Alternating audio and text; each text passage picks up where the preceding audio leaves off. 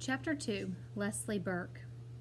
Ellie and Brenda weren't back by 7. Jess had finished all the picking and helped his mother can the beans. She never canned except when it was scalding hot anyhow, and all the boiling turned the kitchen into some kind of hot place. Of course, her temper had been terrible, and she had screamed at Jess all afternoon and was now too tired to fix any supper. Jess made peanut butter sandwiches for the little girls and himself, and because the kitchen was still hot and almost nauseatingly full of bean smell, the three of them went outside to eat. The U-Haul was still out by the Perkins place. He couldn't see anybody moving outside, so they must have finished unloading. "I hope they have a girl, 6 or 7, said Maybelle. "I need somebody to play with." "You got Joyce Ann." "I hate Joyce Ann. She's nothing but a baby." Joyce Ann's lip went out. They both watched it tremble. Then her pudgy body shuddered, and she let out a great cry. "Who's teasing the baby?" his mother yelled out the screen door. Jess sighed and poked the last of a sandwich into Joyce Ann's open mouth. Her eyes went wide, and she clamped her jaws down on the unexpected gift. Now maybe he could have some peace. He closed the screen door gently as he entered and slipped past his mother, who was rocking herself in the kitchen chair watching TV. In the room he shared with the little ones, he dug under his mattress and pulled out his pad and pencils. Then, stomach down on the bed, he began to draw. Jess drew the way some people drink whiskey. The peace would start at the top of his muddled brain and seep down through his tired and tensed-up body. Lord, he loved to draw. Animals mostly. Not regular animals like Miss Bessie or the chickens, but crazy animals with problems. For some reason, he liked to put his beasts into impossible fixes. This one was a hippopotamus, just leaving the edge of the cliff, turning over and over.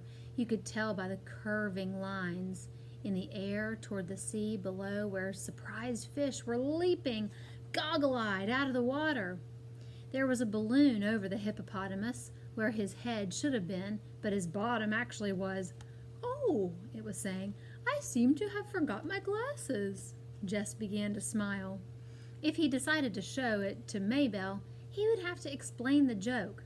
But once he did, she would laugh like a live audience on TV. He would like to show his drawings to his dad, but he didn't dare. When he was in 1st grade, he had told his dad that he wanted to be an artist when he grew up. He'd thought his dad would be pleased. He wasn't. "What are they teaching in that darn school?" he had asked. "Bunch of old ladies turning my only son into some kind of a—" He stopped on the word, but Jess had gotten the message. It was one you didn't forget, even after 4 years. The devil of it was that none of his regular teachers ever liked his drawings. When they'd catch him scribbling, they'd screech about waste, wasted time, wasted paper, wasted abilities. Except Miss Edmonds, the music teacher. She was the only one he dared show anything to. And she'd only been at school 1 year, and then only on Fridays. Miss Edmonds was one of his secrets. He was in love with her. Not the kind of silly stuff Ellie and Brenda giggled about on the telephone. This was too real and too deep to talk about, even to think about very much. Her long, swishy black hair and blue eyes. She could play the guitar like a regular recording star, and she had this soft, floaty voice that made Jess squish inside. Lord, she was gorgeous, and she liked him, too. One day last winter, he had given her one of his pictures, just shoved it into her hand after class and run. The next Friday, she had asked him to stay after class, and she said that he was unusually talented, and she hoped he wouldn't let anything discourage him, but would keep it up. That meant, Jess believed, that she thought he was the best. It was not the kind of best that counted either at school or at home, but it was a genuine kind of best. He kept the knowledge of it buried inside himself like a pirate treasure. He was rich, very rich, but no one could know about it for now, except his fellow outlaw, Julia Edmonds. "Sounds like some kind of hippie," his mother had said when Brenda, who had been in 7th grade last year, described Miss Edmonds to her. She probably was. Jess wouldn't argue that, but he saw her as a beautiful wild creature who had been caught for a moment in that dirty old cage of a schoolhouse, perhaps by mistake. But he hoped, he prayed she'd never get loose and fly away. He managed to endure the whole boring week of school for that one half hour on Friday afternoons when they'd sit in the worn-out rug on the floor of the teacher's room. There was no place else in the building for Miss Edmonds to spread out all of her stuff, and sing songs like "My Beautiful Balloon," "This Land Is Your Land," "Free to Be You and Me," "Blowing in the Wind," and, because Mr. Turner, the principal, insisted, "God Bless America." Miss Edmonds would play her guitar and let the kids take turns on the auto harp, the triangles, cymbals, tambourines, and bongo drum. Lord, could they make a racket! All the teachers hated Fridays, and a lot of kids pretended to. But Jess knew what fakes they were, sniffing hippie and peacenik, even though the Vietnam War was over and it was supposed to be okay again to like peace. The kids would make fun of Miss Edmonds' lack of lipstick or the cut of her jeans. She was, of course, the only female teacher anyone had ever seen in Lark Creek Elementary wearing pants. In Washington and its fancy suburbs, even in Millsburg, that was okay. But Lark Creek was the backwash of fashion. It took them a long time to accept there what everyone else could see by their TVs was okay somewhere else.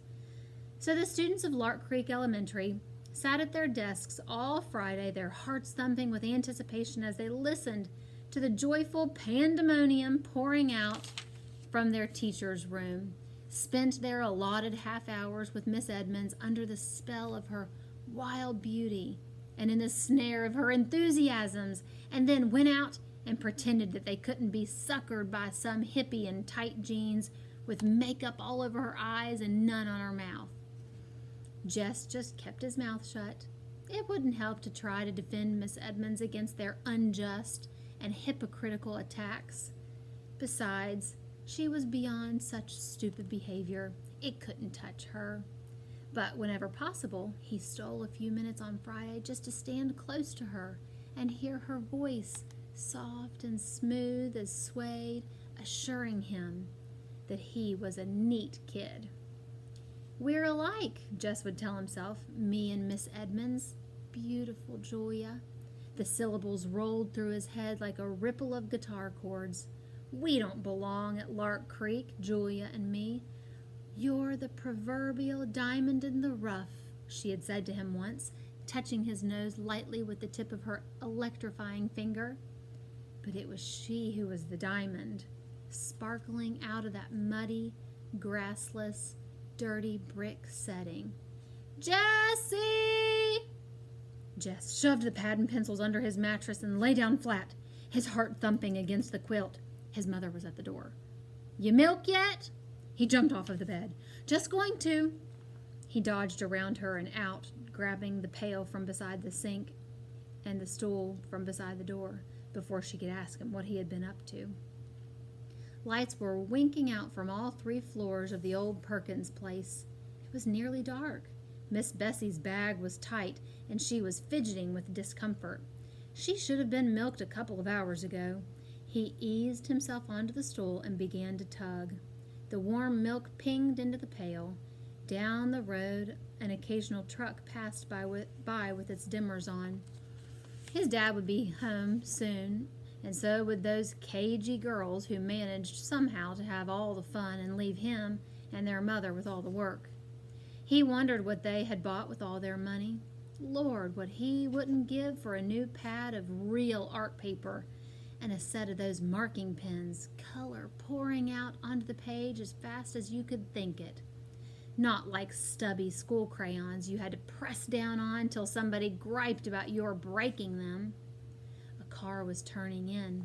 It was the Timmonses. The girls had beat Dad home. Jess could hear their happy calls as the car doors slammed.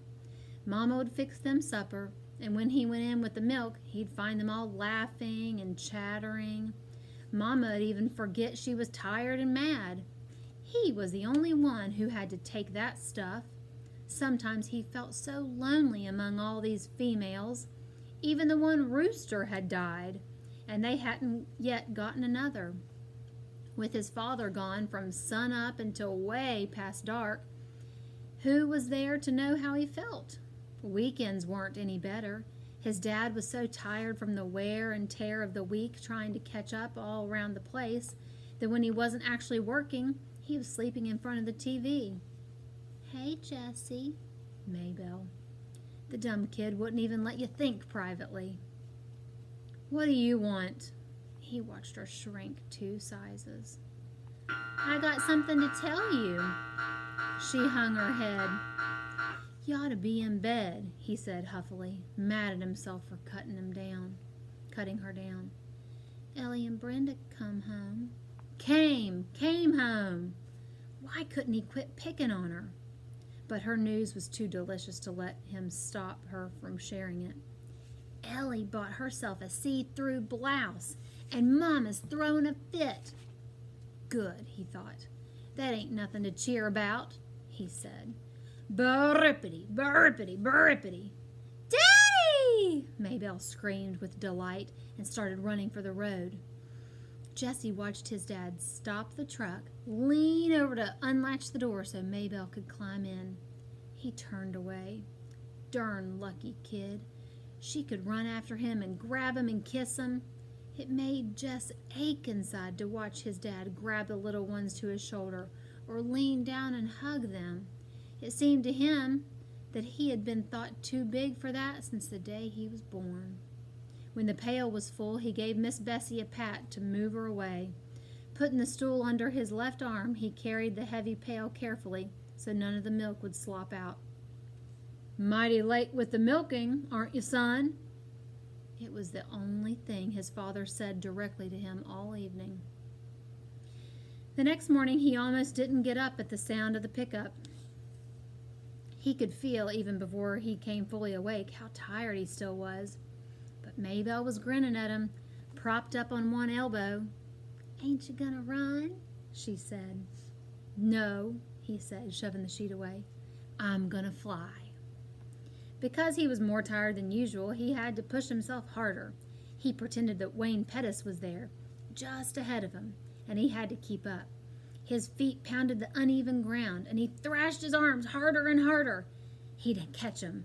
"Watch out, Wayne Pettis," he said between his teeth. "I'll get you. You can't beat me." "If you're so afraid of the cow," the voice said, "why don't you just climb the fence?" He paused in midair like a stop-action TV shot and turned, almost losing his balance, to face the questioner who was sitting on the fence nearest the old Perkins place, dangling brown legs. The person had jaggedy brown hair cut close to its face and wore one of those blue undershirt-like tops with faded jeans cut off above the knees. He couldn't honestly tell whether it was a boy or a girl. "Hi," he or she said, jerking his or her head toward the Perkins place. "We just moved in." Jesse stood where he was, staring. The person slid off the fence and came toward him. "I thought we might as well be friends," it said. "There's no one else close by." Girl, he decided. Definitely a girl, but he couldn't have said why he was suddenly sure. She was about his height, not quite though, he was pleased to realize as she came nearer. "My name's Leslie Burke." She even had one of those dumb names that could go either way, but he was sure now that he was right. "What's the matter?" "Huh? Is something the matter?" "Yeah, no." He pointed his thumb in the direction of his own house and then wiped his hair off of his forehead. "Jess errands." Too bad Maybelle's girl came in the wrong size. Well, he nodded at her. "See you." He turned toward the house. No use trying to run any more this morning. Might as well milk Miss Bessie and get that out of the way. "Hey!" Leslie was standing in the middle of the cow field, her head tilted and her hands on her hips. "Where are you going?" "I got work to do," he called back over his shoulder. When he came out later with the pail and stool, she was gone.